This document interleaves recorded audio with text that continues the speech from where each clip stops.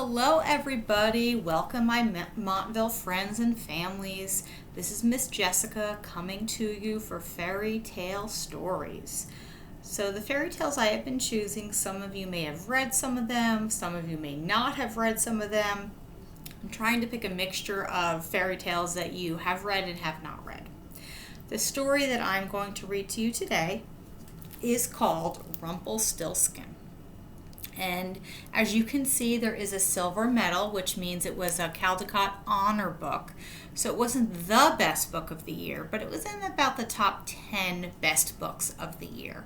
So they wanted to recognize this book. In this particular book, there is a little man right here named Rumpelstilskin, and he has a very unusual name. And behind him is a woman or a girl. She is the miller's daughter. And in the book, the miller's daughter, the miller actually promises the king that his daughter can spin straw into gold. Now, honestly, she has no idea how to spin straw into gold. I would have no idea how to do that either. But this little man, Rumpelstilskin, arrives one night when she is supposed to do this and helps her. But in order for him to help her, she has to give him something. So we're going to find out what the trade-off is and if he really is able to do all of the straw into gold. And you can see he's able to do at least some of it right here on the cover. So let's see if you enjoy this book as much as I do. I'll turn the screen a little bit so you can see. Looks like here's the big village where they live. Okay, here's our little Rumpelstilskin, so you can see he's very, very small. And these pictures are beautiful, which is probably why it won an award.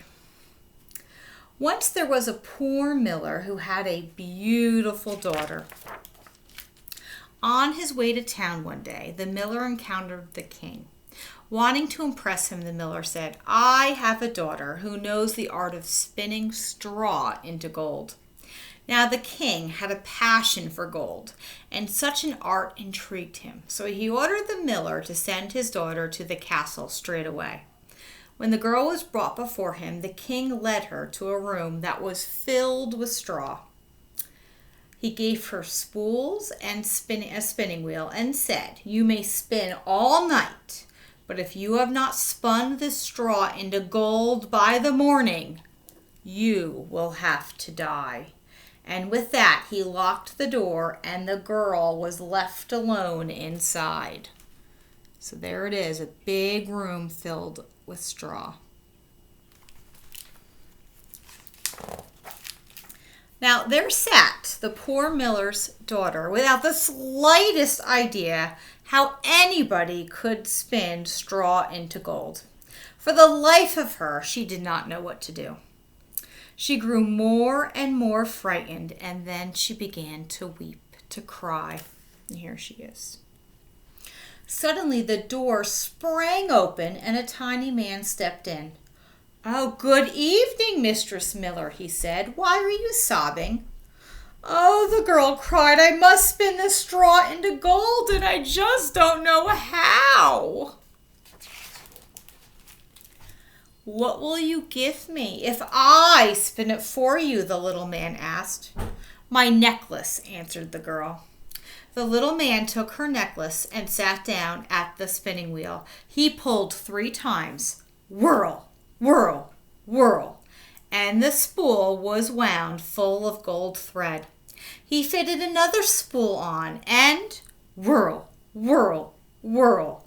3 pulls, and that one was full too.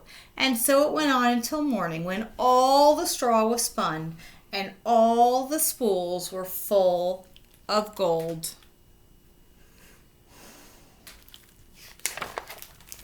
Now when the king came at sunrise, he was amazed and delighted. But all that gold just made him greedier. So he led the miller's daughter to a larger room filled with straw, and he ordered her to spin this straw too before dawn, if she valued her life. The girl did not know what to do. She began to weep, And once more the door opened and the little man stepped in. "What will you give me if I spin this straw into gold for you?" he asked. "The ring on my finger," answered the girl. And the little man took the ring. Then he set the spinning wheel whirling, and before the night was over, he had spun all the straw into gleaming gold. There he is, taking that ring off.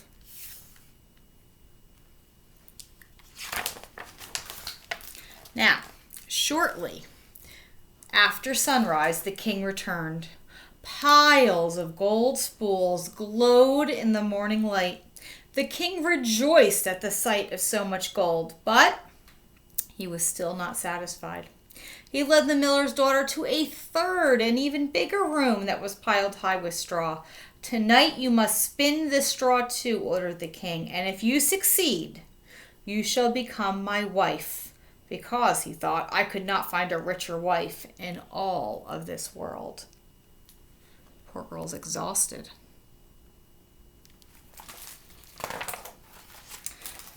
Well, look at all of that straw. Well, when the king had left, the little man appeared for the third time. "What will you give me if I spin for you yet once more?" he asked. "I have nothing else," the girl replied. "Then promise me, when you become the queen, your first child will belong to me." The miller's daughter gasped. How could she promise such a thing? But then she thought, but who knows whether that will even happen? And as she could think of no other way to save herself, she promised. And the little man once again spun all the straw into gold. And when the king came in the morning and found everything as he wished, he married the miller's beautiful daughter, and she became the queen.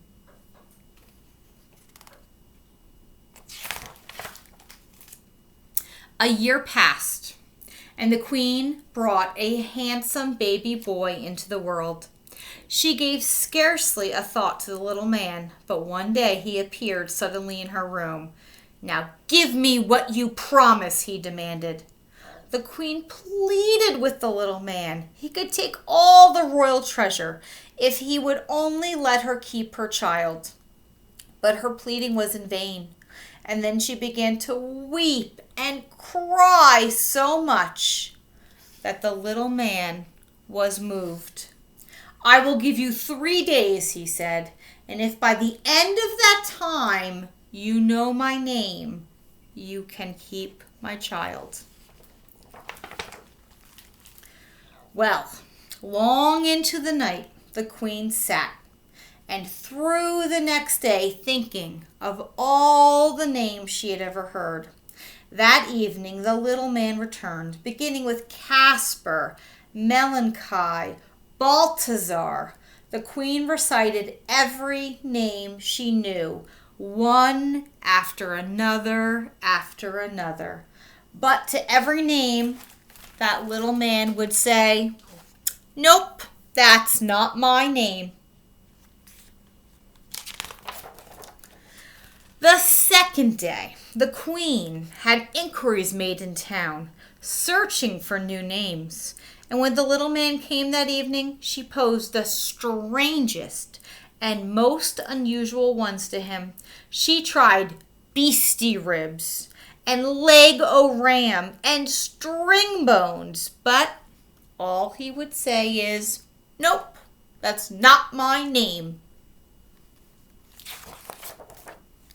She only has 1 day left now. So now the queen grew truly frightened, and she sent her most faithful servant into the woods to look for the little man. The servant searched through thickets and over clearings deep into the forest, and at last, near the top of a high hill, she spied him. He was riding on a cooking spoon around a great fire, crying out, "I brew my beer, I bake my loaves, and soon the queen's own son I'll claim. Oh, lucky me, for no one knows that Rumpelstilskin is my name." The servant made her way back as fast as she could manage, and at midday reached the castle. You can imagine how glad the queen was when she heard the name. So late that evening, the little man arrived. "Now, Mrs. Queen," he said, "do you know my name, or do I take the child?" So the queen asked him, "Is your name Will?" "No." "Is your name Phil?" "No." "In that case, is your name Rumpelstilskin?" "The devil told you that! The devil told you that!" said Rumpelstilskin.